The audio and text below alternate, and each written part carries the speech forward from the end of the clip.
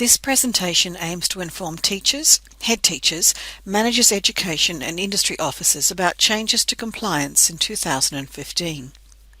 This presentation is not a comprehensive review of the new ASQA standards and smart and skilled requirements, but focuses on aspects of these that are new or have a new emphasis in the areas of teaching, assessment and educational management. These compliance changes have come from two sources: the new Standards for Registered Training Organisations 2015, which will be implemented from the 1st of April, and contract and compliance obligations outlined in State Training Services Smart and Skilled policies and operating guidelines for all providers receiving Smart and Skilled funding in 2015. ASQA has committed to taking on a more educative role, and the new standards have been reviewed with the aim of providing clearer guidance, resulting in more consistent outcomes and judgments. There are three main parts to the standards: 1. Training and assessment; 2. Obligations to learners and clients; 3. RTO governance and administration. There are 8 standards, each with a list of clauses which prescribe what the RTO must do to be compliant. A comprehensive user's guide is available in web and print versions and is useful in understanding the new standards and their practical application.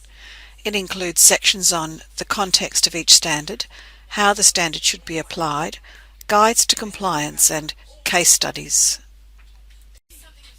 The glossary at the beginning of the standards defines certain words and expressions which have specific meaning in these standards.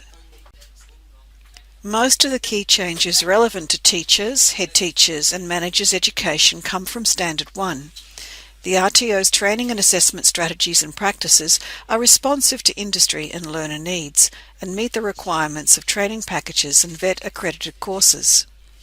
In the following slides, we'll look more closely at some of these key changes. The first key change relates to amount or duration of training. The user guide states that in a competency-based training environment, learners aren't required to study for a specified number of weeks or months. However, you must still be able to identify and explain any significant variations from the time periods described in the Australian Quality Framework. If a course is structured to be completed in a shorter time period than that described in the AQF, you will need to clearly describe, using a rationale based on the previous skills and knowledge and the needs of learners, how a specific learner cohort has the characteristics to achieve the required rigour and depth of training and can meet all of the competency requirements in a shorter time frame.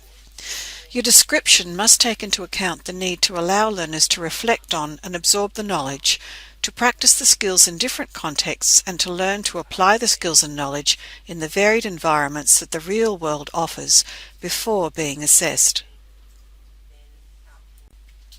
The next key change is in the area of industry engagement. The strong focus on industry input in the revised standards links VET training to job relevance and job readiness.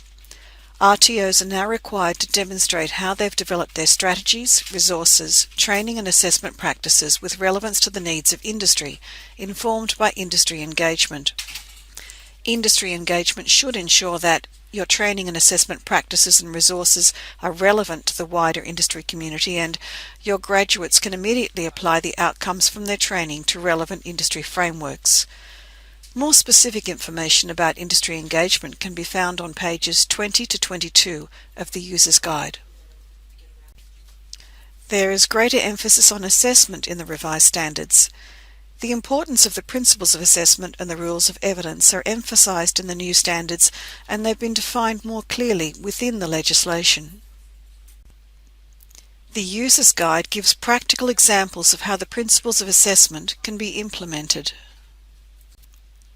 as well as practical ways to make sure that the rules of evidence are applied when making an assessment judgment.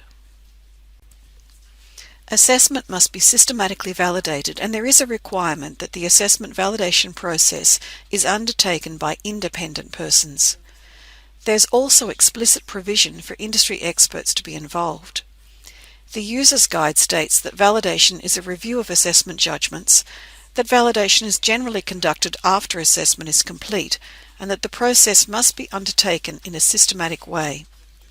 Validation may include engagement with industry to confirm that your assessment system produces valid assessment judgments and ensures graduates have the skills and knowledge required by industry as expressed in the training package or accredited course. The validation plan must allow for validation of each training product at least once every 5 years and of at least 50% of the training products in the first 3 years of the 5-year cycle. Certain training products must be validated more often where specific risks have been identified. For example, if your industry consultation identifies areas of particular risk. There are special assessment validation requirements for independent validation for the delivery of the Certificate for TAE or higher qualifications from January 2016. Independent is defined as the validator is not employed or subcontracted by the RTO to provide training and assessment and has no other involvement or interest in the operations of the RTO. This table from the User's Guide summarizes trainer and assessment requirements in 2015 and from January 2016, showing the transition arrangements in place allowing trainers and assessors to demonstrate they hold equivalent competencies until 1st of January 2016. These clauses also emphasize that trainers and assessors must maintain the currency of their skills and knowledge in their industry area and in vocational education and training. Other key changes in the new standards are new requirements that all items on the scope of registration are fully resourced or removed from scope, enhanced requirements around information provided to students pre-enrollment, strengthened requirements in relation to third parties, including subcontractors, and new requirements to provide an annual declaration of compliance to ASQA. Smart and skilled providers are also required to comply with the listed smart and skilled policies and contract arrangements. Smart and skilled providers must first comply with the requirements of the VET quality framework, including the new standards, to deliver smart and skilled products. Many of the smart and skilled requirements align with the ASQA standards, but aspects of these policies and guidelines also provide more specific guidance in particular areas. We'll look at the main areas in the following slides. Smart and skilled providers must ensure that the recognition process they use aligns with the New South Wales Recognition Framework, which includes a 6-stage recognition process. Our WSI procedure on recognition now aligns with this framework. The Smart and Skilled Operating Guidelines tell us that the validation process includes reviewing the assessment process, including policies, enrolments and assessments, recording, reporting and appeals. The assessment tools, including specific assessment tasks, instructions for candidates, instructions for assessors, evidence guides, checklists, assessment criteria, rules of judgment, and examples of acceptable responses. Evidence of assessment, assessors' use of the tools, and RPL process, including tools and assessment evidence. Smart and skilled providers are expected to engage with industry, which includes engaging with employers, industry associations and enterprises. The aim is to improve training and assessment outcomes and to confirm with industry that the program, including the content, structure, duration, delivery materials, trainers and assessors and other resources, will result in individuals equipped with the ability to participate in industry. There is also a record-keeping obligation to maintain evidence to demonstrate how you're engaging with industry.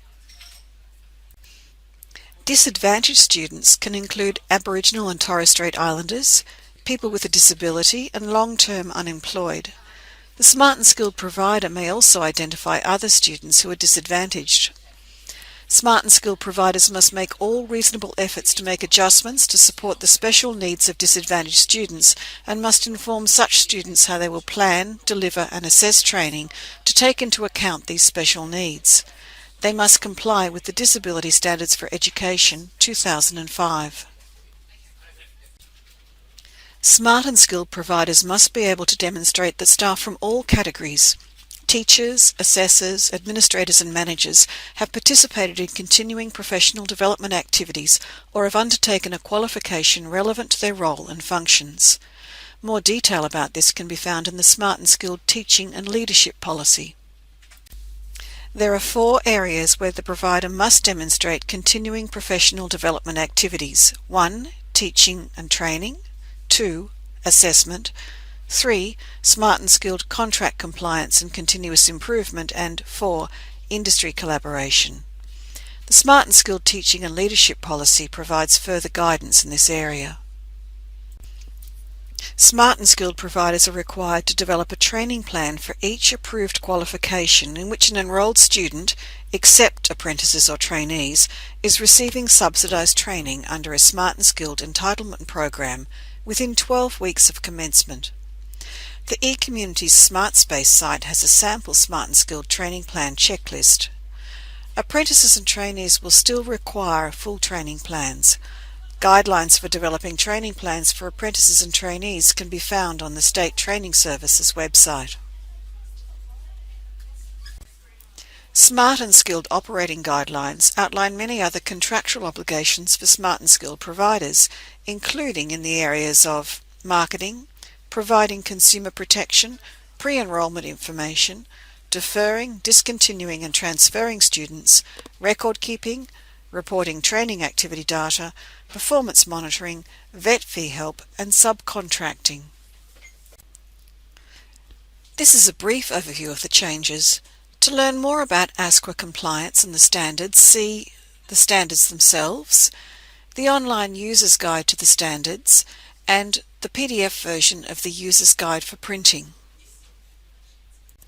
To learn more about Smart and Skilled requirements, see the Smart and Skilled Operating Guidelines, the New South Wales Recognition Framework, the Smart and Skilled Teaching and Leadership Policy, and the Smart and Skilled New South Wales Quality Framework on the State Training Services site.